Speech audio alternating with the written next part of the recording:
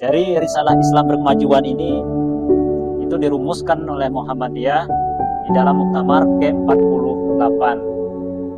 Sebenarnya di zaman Kiai Haji Ahmad Dahlan, Statuten Muhammadiyah 1912 itu sudah ada bahasa berkemajuan dengan redaksi memajukan agama Islam. Itu dimasukkan di dalam Statuten Muhammadiyah. Bahas tentang karakteristik Islam berkemajuan. Di dalam risalah Islam berkemajuan itu karakteristiknya yang pertama adalah berlandaskan pada tauhid.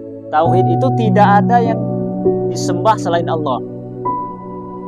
Jangan kita menyembah patung, jangan kita menyembah orang, menyembah uang, menyembah jabatan, atau menyembah selain dari Allah. Menyembah Allah yang patut disembah, selain dari itu tidak patut kita sembah. Jadi dasarnya adalah tauhid. Yang pertama, tauhid. Yang pertama. Kemudian yang kedua itu bersumber pada Al-Quran dan As-Sunnah. Jadi risalah Islam berkemajuan itu bersumber pada Al-Quran dan As-Sunnah. Kenapa Al-Quran dan As-Sunnah? Karena dua inilah yang menjadi sumber ajaran Islam. Sumber pokok ajaran Islam itu hanya Al-Quran dan As-Sunnah. Apakah selain dari Al-Quran dan As-Sunnah menjadi sumber ajaran Islam? Nah, sumber pokoknya tetap Al-Quran dan As-Sunnah. Tapi selain dari itu akan masuk pada aspek ijtihad.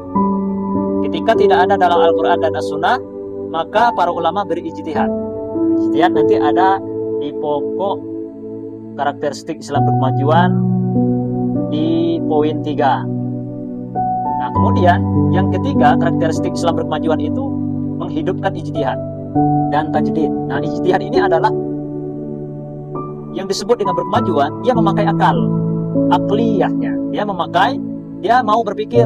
Ijtihad itu adalah gerakan-gerakan pemikiran, ya. Itu ijtihad, ya.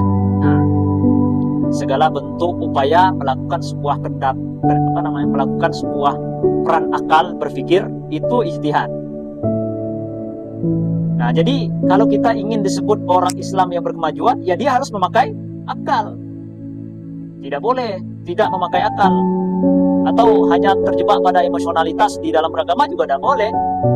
Kenapa? Karena ijtihad itu lebih pada akliyah, akal, bukan emosionalitas. Akal.